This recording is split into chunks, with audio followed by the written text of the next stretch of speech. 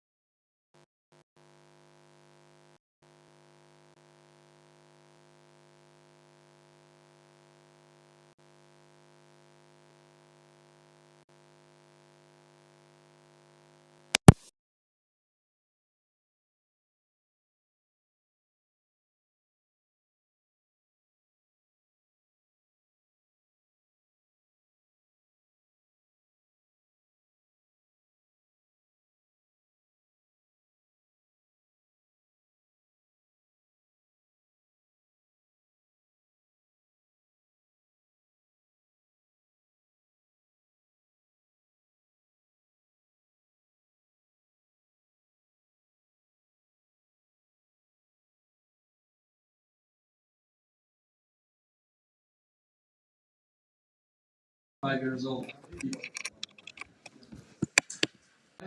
Swayambhuva Manu. We have a Manu Samhita.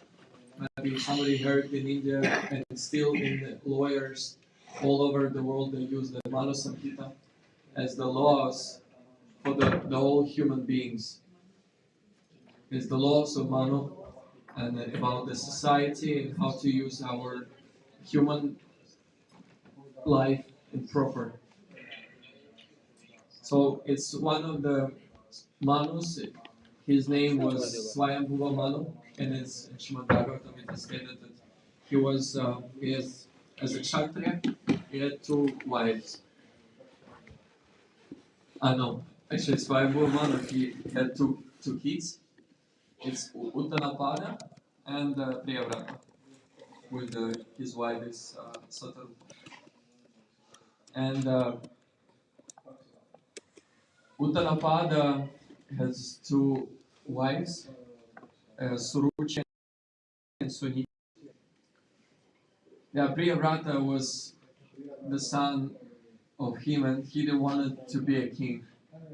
He wanted to have a renounce his order of life, and he wanted to go to go more into devotional service, and he didn't want to rule. And then Uttanapada, he took the kingdom of the whole planet, Earth. So he has 2 kids, 2 wives, and also 2 kids. From wife Suruchi, what he was more dear to him. His name was Uttama, and from Suruchi, Suniti. Sorry, it's so many names. Suniti has the Dhruva Maharaj. And the story starts when Dhruva, he wanted to go on the lap of his father, Uttanapada, but already on his laps was Uttama. And he was petting him, and he was giving his affection to this kid. They were approximately the same age. And when he was starting to crawl to the lap of his father, Suruchi, his stepmother, she started to yell at him, and he said, "You cannot go on his lap." She was envious on him, and she said, "Because you didn't born from my womb, you born from the womb of unchaste wife, Suniti, you cannot go on the lap of your father." Because Dhruva Maharaj was a Kshatriya, even if he was 5 years old, this usually when you chastise your kids, nobody paying attention. They're just doing the same thing, or usually they don't listen even sometimes. Mostly, they don't listen what you say, and you need to say it several times, and they will understand. But it was only one time. She said, "You cannot go there on the lap of your father." And she said, "Why?" "Because you're born from another wife of him. And if you want to go on the lap of your father, you need to go and pray to the Lord, and to make the austerities, and to have other birth on your next life, to have the birth from my womb." And that's from this time if you'll take that birth, you'll have the possibility to crawl and to have the affectionate with your father. And further, we can say in Srimad Bhagavatam Uttanapada, he was lamenting about that because he was so affectionate to his wife. He liked it so much. He couldn't say a word about that. He liked Dhruva. He loved him, but because of he was kind of so affectionate to wife, he didn't say a word in front of him. And Dhruva Maharaj looked at his father, and he haven't felt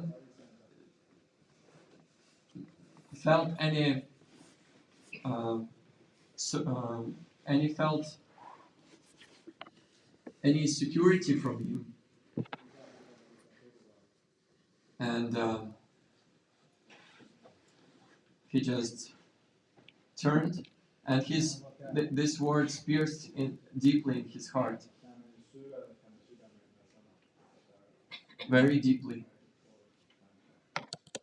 And he went to his mother, Suniti, and he told what happened there and what happened with the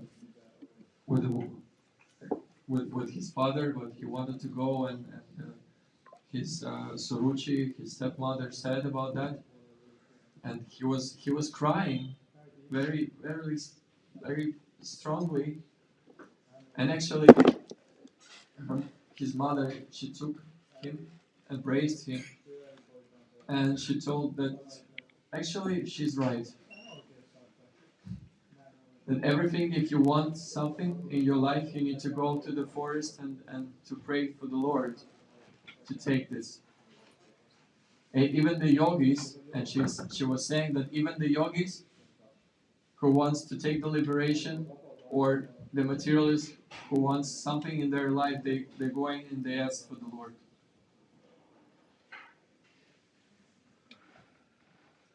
She didn't know what these words, how it will affect on Dhruva Maharaj.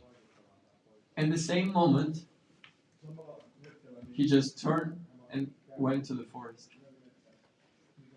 At the same time, Narada Muni, the transcendental preacher of the Lord, he heard about and he saw it through his transcendental vision. He saw what happened, and there is a picture actually somewhere here.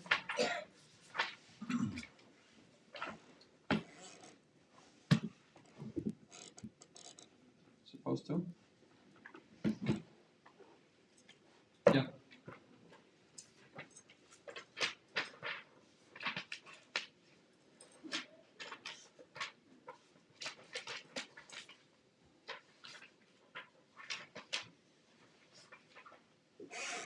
And maybe it's the old one. Yeah, in Russian books you have this picture. When Narada Muni he met Dhruva Maharaj, and he started to ask him, "What are you doing and why you're going?" And Dhruva Maharaj explained, and I'm going to the forest to take the revenge. These words pierce my heart, and I want the kingdom greater than my father, even greater than my grandfather. But the grandfather of Dhruva Maharaj was Brahma, Lord Brahma, who is the creator of the universe. And Dhruva Maharaj, he said that I want to have a kingdom greater than his grandfather. And Narada Muni, he started to, as a spiritual master, he started to preach to him with elegant words. He started to say, "You are so young. Usually in this age, uh, the kids, they're playing, they're doing some kind of activities. They don't care about the spiritual life at all, and they just do the game. It just it will just go, it will pass, and it's like all this You just go home, and after some time, when you'll grow up, you can go to the forest and take the austerities and the devotional service, and everything will be okay.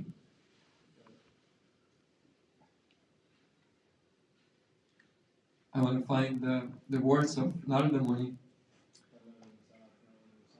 Just a second.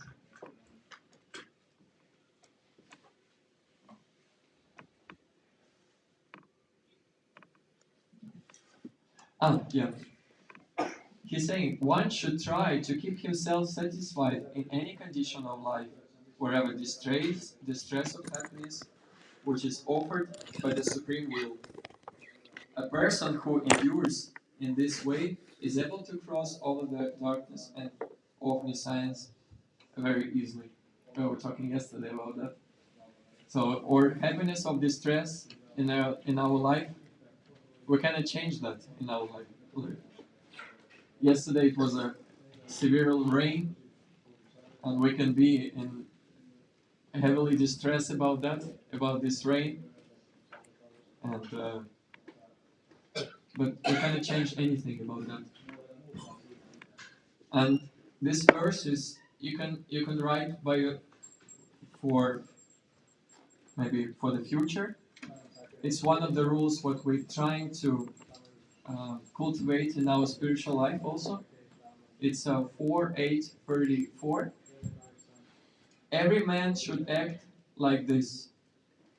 When he meets the person who more qualified than himself, he should be very pleased. When he meets someone less qualified than himself, he should be compassionate towards him. And when he meets someone equal to himself, he should make friendship with him. In this way, one is never affected by the threefold miseries of the material world.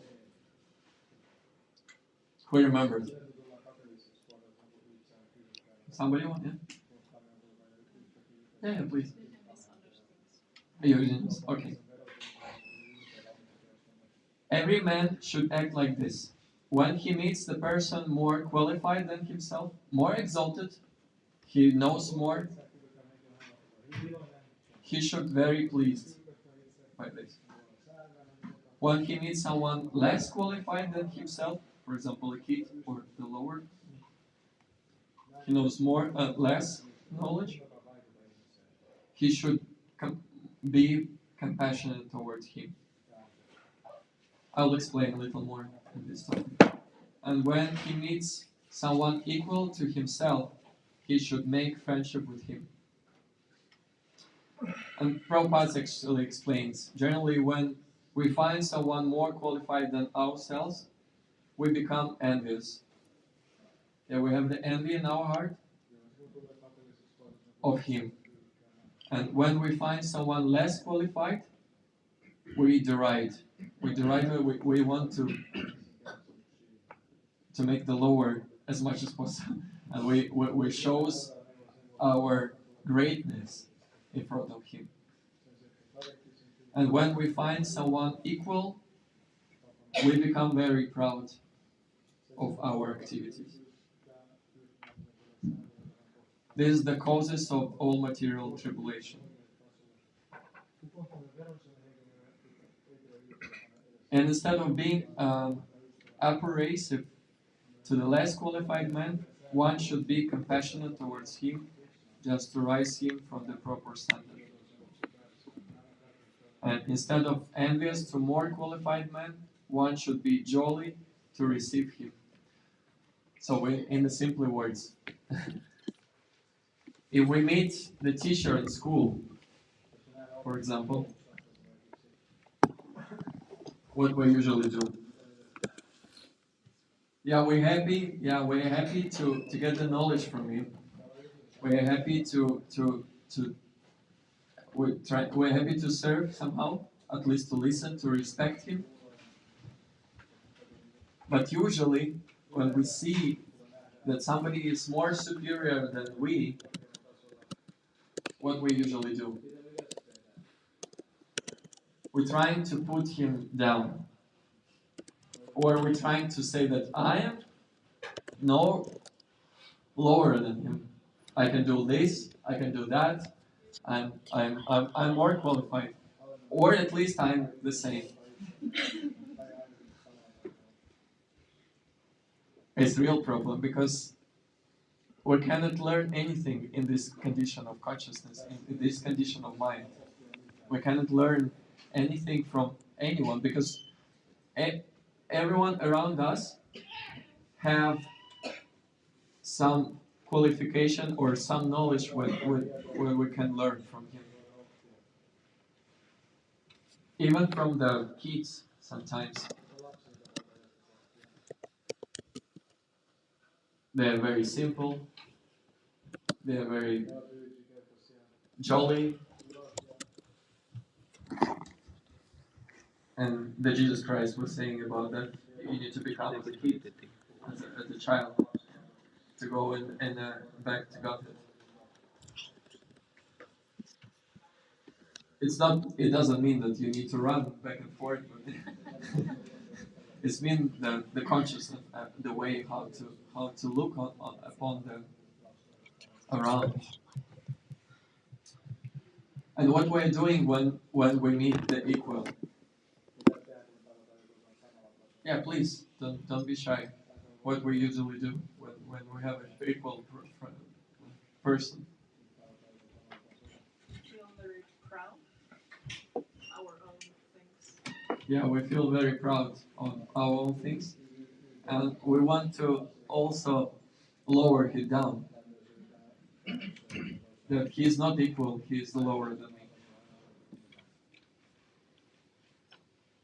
Even that's why a lot of people it's hard to have a friend because I am a little bit higher than them. I have a better job, I have a better set of mind, better intelligence or something. And we cannot find the equals amongst us to serve. Even the devotees, they think even they have the equals, but the devotee looks upon them as a seniors. And he respects them and he serves with them, they're doing the devotional service with them together. And usually when we we meet the lower than we, what we usually do. So when we meet someone less qualified than himself, what we usually do. Be pushing him. Yeah, we're pushing them down more. But that is the false ego. Yeah. Because we are in false ego, but if we are in right ego, we are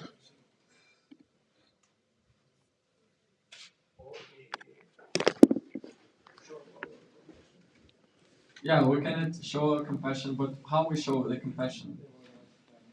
What do you, how you understand that we are showing the compassion? We give them knowledge. Now you become my servant. It's our compassion.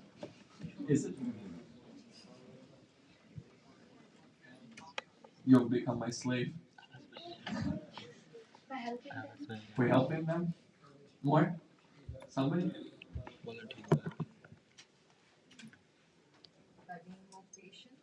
More patient. Oh, yeah. It's a good.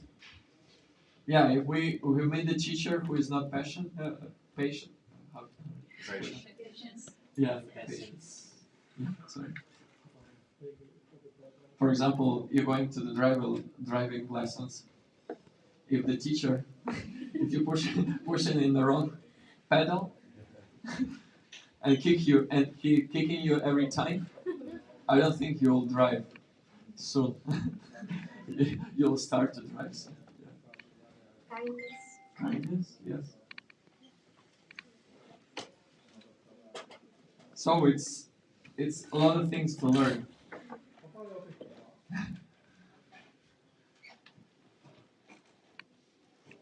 And Narada Muni, he was continuing a lot of good instructions on what Dhruv Maharaj said to him. My dear Lord Naradaji, Narada Muni, for a person whose heart is disturbed by material condition of happiness and distress, wherever you have so kindly explained for attainment of peace of mind is certainly a good, very good instruction. But as far I am concerned, I am covered by ignorance, and this kind of philosophy doesn't touch my heart.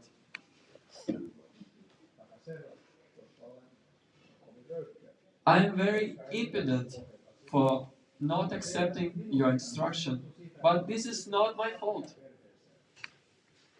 I'm doing my having been born as a Kshatriya family. My stepmother Suruchi has pierced my heart with her harsh words. Therefore, your valuable instruction doesn't stand in my heart. As a Kshatriya, it was a good instruction, but for the Brahmana. Even for the Bhagavad Gita, we can a lot of instruction we can hear, but it doesn't touch on my heart sometimes. We see that it's a real good instruction, but we cannot really implement in our life how to use them in our life. It's too high. It's very high for us. And it was also Dhruva Maharaj was so angry. It is said that he a little bit how I was showing. I don't know how to say in English when he was with the lip. The lip, yeah. Yeah. When you're angry, the kid usually you can see that when he's angry and he's red. Yeah. And you could give the good instruction for the kid or even for the person who is angry, but it will not touch his heart at all. He wanted the great kingdom, and he wanted to make the lesson for his father and to his stepfather Suruchi. And he said, Narada Muni, please give me the instruction with those instructions, the way, the path, how I can fulfill my desires. This instruction, what you gave me, it doesn't touch my heart. Please just give me the path and chalo. Chaliye. Yeah, and please give me instruction and leave me here. And then Narada Muni understood. He said, my dear boy, in the waters of the Yamuna river, which is known as Kalindi, you should take 3 baths daily because the water is very auspicious, sacred, and clean. After bathing, you should perform the necessary regulative principles of Ashtanga Yoga and then sit down of the asana and calm the quiet position. Now I'll make it shortly. He explained how great the Lord, he made his form. He showed his form and he said that you need to meditate on the Lord like this.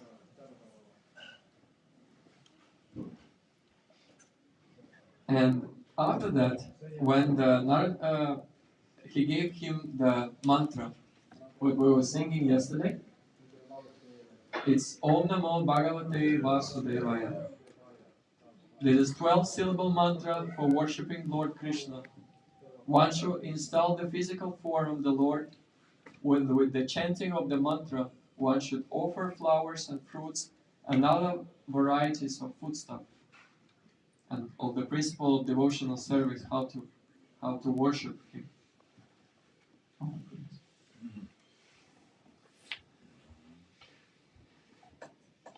And Dhruva Maharaj started his devotional service as he was instructed by the Narada Muni. Actually, I forgot one thing. When Narada Muni, when he started to tell Dhruva Maharaj, you just take the instruction and go home.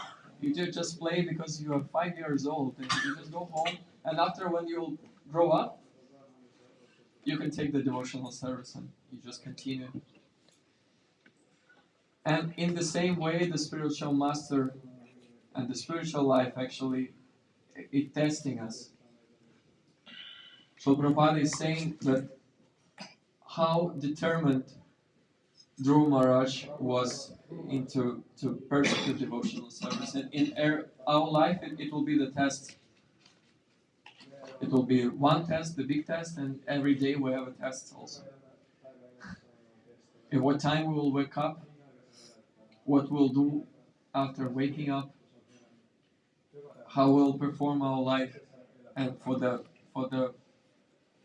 what aim of life will continue the whole our day. Is the test. We have a choice. Every day we have a choice. If we're saying that there is no choice in our life, it's a wrong understanding of the spiritual life. Someone has a choice in life to be a billionaire or some business, and he thinks that by fulfilling that, he'll be happy. And this taste in Bhaktirasamrita Sindhu, Rupa Goswami, in the book, he's saying it's called rasa. Rasa means taste. Yeah? And everyone also, it is said that even the small ant is driven by the rasa. You put a little sugar nearby the ant, and he'll run there because he knows this is rasa for him. He'll be happy by this. And also for Dhruva Maharaj was the rasa. He understood that I want to show my father and to the stepmother that I am greater than them, and I'll have the kingdom greater than them. And by this, showing that, I'll be happy. And he was determined.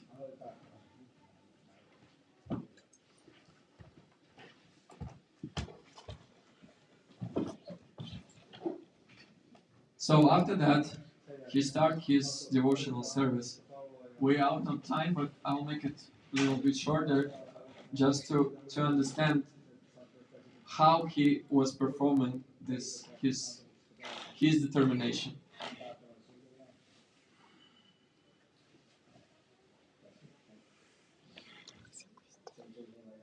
Just a second. For the first month, Dhruva Maharaja ate only fruits and berries for every third day, only to keep his body and soul together. And in this way, he progressed in his worship to the Supreme Personality of Godhead. Which verse?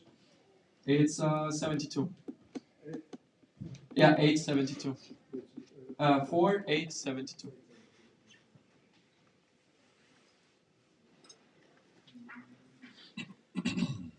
After that, in the second month, Dhruva Maharaj ate only every 6 days. And for the eatables, he took dry grass and leaves. Thus he continued his worship. He was 5 years old. Yeah? You remember that? In the third month, he drank water only every 9 days.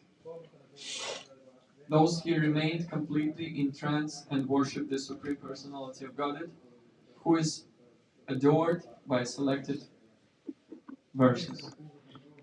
In the fourth month, Dhruva Maharaja became a completely master of the breathing exercises, and thus he inhaled air only every 12th day. Let's try 12 seconds. And this way, he became completely fixed in his position and worshiped the Supreme Personality of Godhead. By the fifth month, Maharaja Dhruva, the son of King had controlled the breathing so perfectly that he was able to stand on one leg, just as a column stands. So the first he was controlling the breathing, and after that he could possible to stand without motion and concentrate his mind fully on the Parabrahman.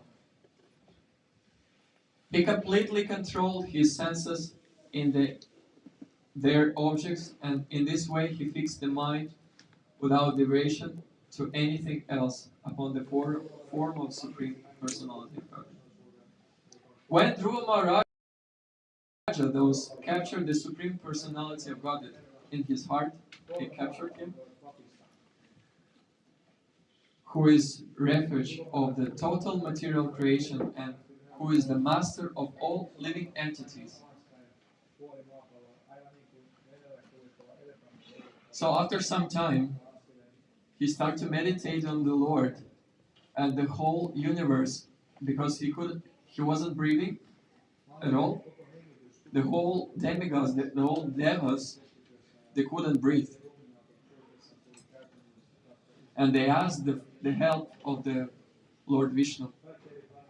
Because if anyone can breathe, they start to ask the Lord for the help, and then Lord Vishnu went to the Garuda and he went to Dhruva Maharaj. And when Dhruva Maharaj was meditating on the Lord, the Supreme Personality of God in his heart, and he was worshipping in his heart, in 1 second, he disappeared. And because he was disturbed, he opened his eyes and he saw the Supreme Lord right in front of him in 6 months. Yeah, it's quite severe devotional service, but it shows that it's possible.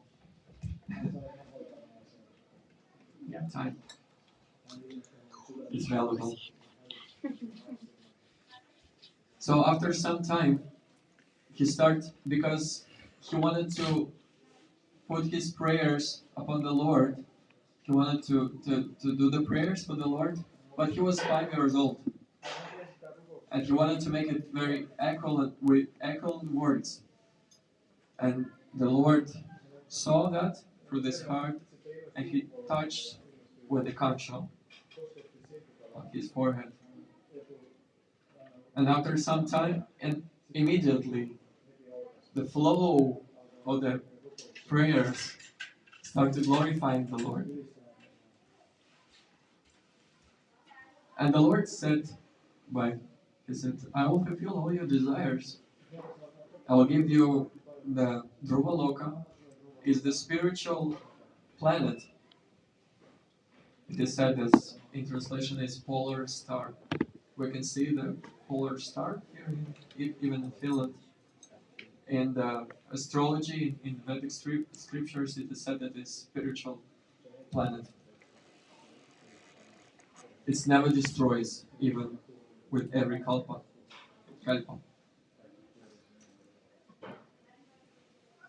By his prayers, even we read this prayer today, he wanted the association of the devotees, and he wanted the only devotional service. But the Lord didn't hear that. He said, I will fulfill only those desires. He didn't say, but he said, just, I will fulfill your desires. And he said, your brother, Uttama, he'll go to the forest for the hunting, and he'll be killed by some animal. And because the mother will be so stressed about that, she will go to the forest to search her son, and one snake, she'll be beaten by the snake. She will die also. And you will be ruling the kingdom of your father for 36,000 of years. And after that, you'll have the possibility to rule in Dhruva. And then Lord disappeared. And Dhruva Maharaj, he wasn't really satisfied. He saw the Lord, he, he made the severe austerities, but he wasn't satisfied. He was saying that I was praying for the, who remembered for what he was praying? He was praying for the beaten glass, just the pieces. If you beat the window, it will be small. It's quite beautiful, but it doesn't give any valuable of this glass. I could ask the diamonds to the Lord. I could ask the diamonds, but I was asking for the beaten glass, the pieces of glass. So we can ask the devotional service, internal devotional service to the Lord. It is a story. You have some questions or maybe, yeah, please. Yes, thank you, Prabhu, for If it's that. possible, you can make louder so I will hear also. Thank you, Prabhu. It was a nice lecture. But since people are very passionate in this age, Ashtanga yoga is more practiced than Bhakti yoga. But what you were talking about, Ashtanga yoga, that was a different yoga, and nowadays no mankind can be that kind of determination. So, what would be your suggestion for, especially for very passionate persons like myself? What would be the method Advice. for this age? Yeah, that's a good question. Hare Nama, Hare Nama, Hare Nama, Eva Kevalam. Kalau nasti, kalau nasti, kalau nasti. Gatiranita. Only the holy name, the chanting of the holy name. In this age of Kali, 3 times. The only way for this age. There is some process also. It's very simple to chanting all the time the holy names, but it's still there is some process how we can sit and what time is better. For example, here he was doing also devotional service. Here. I just made the only beginning the process what he was doing. It was he was doing the asanas. After the asanas, he was doing the breathing, and after that, he was doing the meditation. But So I mean, now- that kind of path is not possible anymore. But it's not possible anymore. But you can take some tips and something for your spiritual life. Okay. In Sanskrit, what we're doing is called sadhana, and sadhana is the process of how we are achieving the goal, some goal that we're trying to get in our life, and the sadhya is goal, Yeah. and the person who is doing sadhana is sadhaka. And when we're trying to achieve something, sometimes the sadhana could be different for different person. That's why he asked the Narada Muni by which process I want this goal, just tell me the process how I can achieve, or just step away. He will, whatever, he was so determined to achieve this goal, he went to the forest. But, or you give me the process, or just step away because I have determined to go there. So that's why he was a spiritual master. He gave him the process. He gave him the mantra, and also the Srila Prabhupada said that it is said that it's secret mantra.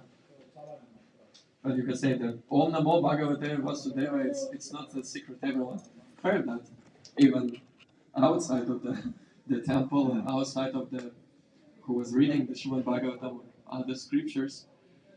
But the meaning of this secret means that the spiritual master gives what the spiritual master who is connected to the chain of the Parampara. parampara. who is connected to the other spiritual masters from the Lord, he gives him this mantra in this process, and the mantra will start to work.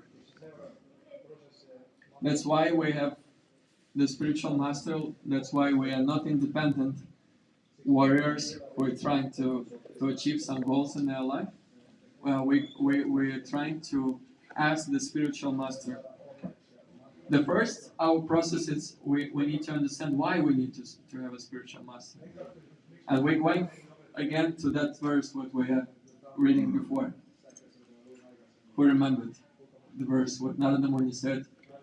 When we are meeting the person who is superior, what we need to do? Bow down. Yeah, bow down. What else? Ask. Meaningful questions. Don't be jealous. Should be pleased. Should be pleased. Should be pleased. Right?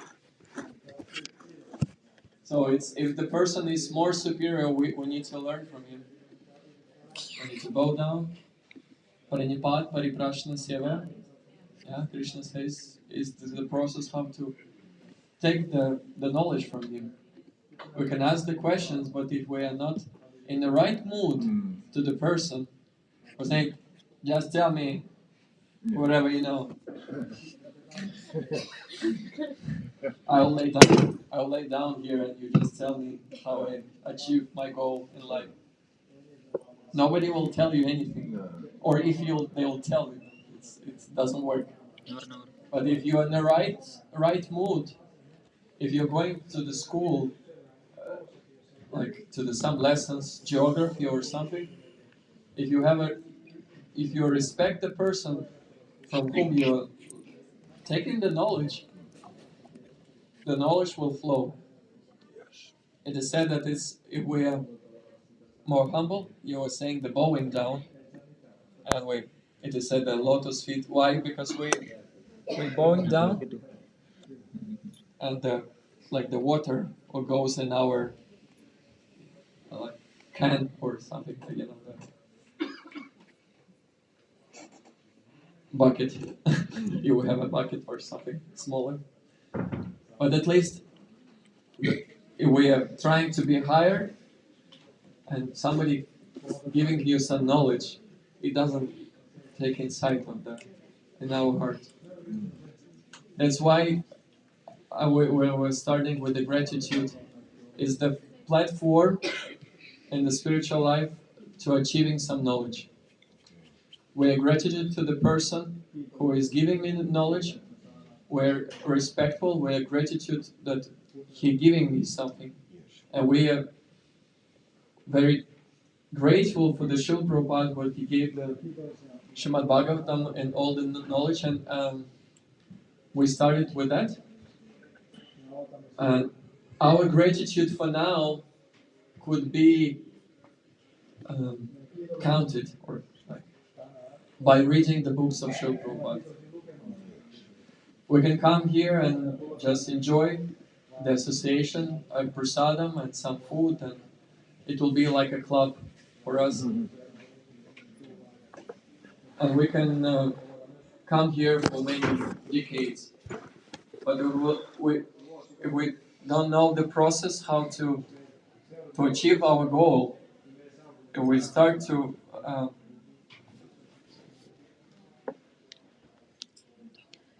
do in the right process, to do it rightly, by asking how I can implement in my life.